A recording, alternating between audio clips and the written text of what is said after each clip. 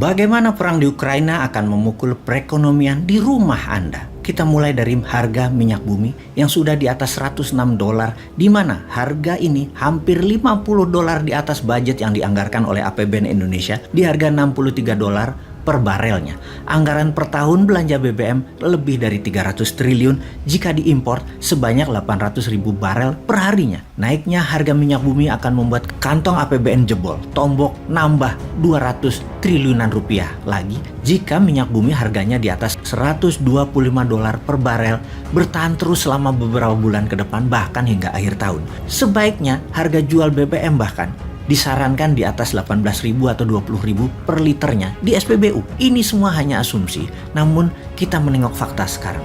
Saat ini perang di Ukraina menginjak hari ke-20. Sementara kita duduk nonton TV di rumah atau melihat informasi di gadget ribuan kilometer jauhnya dari medan perang. Kita mengucapkan dalam hati, untung bukan di Indonesia perangnya. Tapi kali ini saya membawa berita buruk kepada sahabat semua. Kita semua tahu ada dua sisi cerita.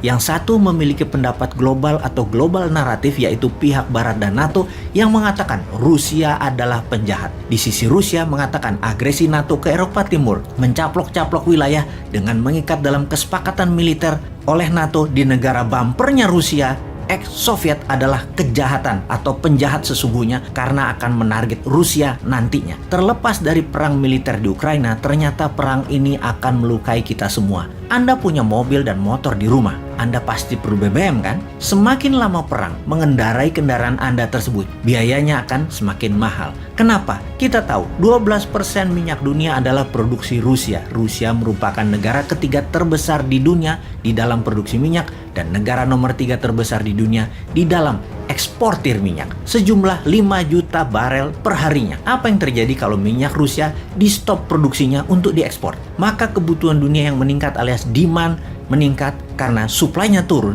maka secara alami akan meningkatkan harga minyak bumi di pasaran. Diperkirakan kalau Rusia stop produksi dan negara OPEC tidak meningkatkan produksi, maka harga minyak dunia akan tembus $140 per barelnya. Ketika harga minyak meningkat, biaya transportasi meningkat tajam.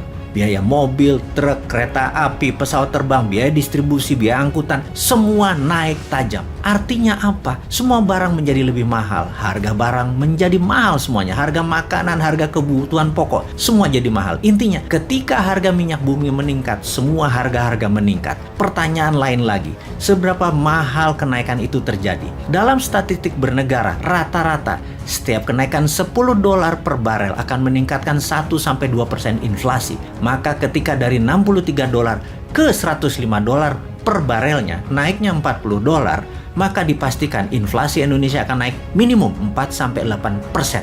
Meningkatnya inflasi di Indonesia. Kita ke Rusia yang terkena sanksi ekonomi. Bank Rusia kena sanksi ekonomi dari negara G7 dan dari banyak negara lainnya. Bank-bank milik Rusia tidak bisa lagi memakai SWIFT, Interbank Transaksi Internasional. SWIFT adalah singkatan dari Society for Worldwide Interbank Financial Telecommunication. Dengan Bank Rusia tidak bisa aman lagi atau tidak secure lagi transaksinya, maka tidak bisa lagi bertransaksi secara luas ke seluruh dunia. Sesungguhnya pada saat ini minyak Rusia belum kena sanksi, namun produksinya sudah mulai diturunkan.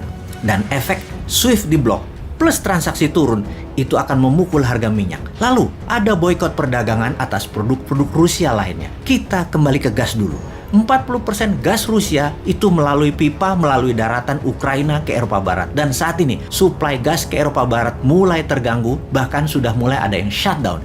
Ini menimbulkan keresahan masyarakat Eropa Barat. Lalu kita perdalam Ukraina. Banyak yang tersadar mengetahui bahwa Ukraina mempunyai cadangan minyak dan gas nomor 2 terbesar di Eropa yang saat ini pastinya terganggu produksinya walaupun ini masih cadangan. Sehubungan dengan berkurangnya produksi minyak dunia, maka semua negara besar mulai menggunakan SPR-nya atau strategi petroleum supply-nya. Cadangan minyaknya dikeluarkan, terutama Amerika. Dengan strategi ini diharapkan bisa menahan laju naiknya harga minyak namun membahayakan cadangan minyak dalam negeri Amerika. Apalagi yang paling ditakutkan oleh dunia selain kenaikan harga minyak bumi dan gas, juga mengganggu distribusi pengadaan oil and gas tersebut. Ya benar, food supply. Kita semua tahu Ukraina adalah pengekspor dan penyedia 50% sunflower oil atau minyak bunga matahari. Saat ini penjualannya nol, shutdown shippingnya.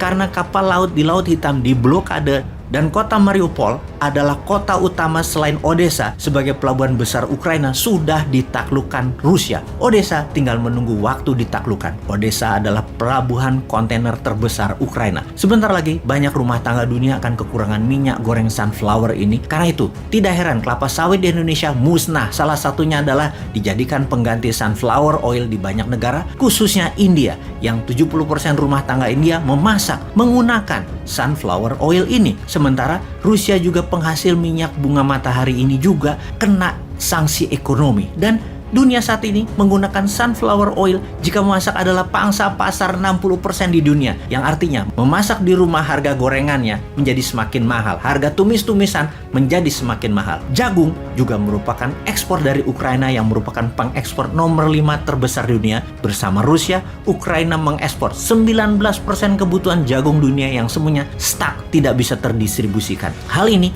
mempengaruhi pakan ternak, makanan ternak, sirup jagung, cornflake, dan macam-macam lagi kebutuhan turunannya. Kemana jagung Ukraina dan Rusia itu berlabuh? Terbesar ke Tiongkok. Satu lagi, gandum. Rusia merupakan produsen gandum yang menyuplai 20% kebutuhan dunia, di mana Ukraina juga merupakan penyuplai 10% kebutuhan dunia. Keduanya dikombinasikan merupakan penyedia 30% kebutuhan dunia. Kemana gandum tersebut dikirimkan? 70% adalah ke negara Barat Asia dan Afrika, di mana negara-negara tersebut jika ingin memasak pasta, roti cane, pizza, dan berbagai jenis roti, negara Turki, Mesir, Sudan, Nigeria, Sri Lanka akan merasakan dampak negatif tersebut. Teringat gandum Rusia yang kena musibah kering akibat terkena serangan harps. Walau serangan ini tidak diakui sebagai serangan perang cuaca, namun gagal panen gandum di Rusia pada tahun 2010 memicu Arab Spring 2010 dan 2011 yang menumbangkan banyak kepala negara di daerah Arab tersebut termasuk Mesir.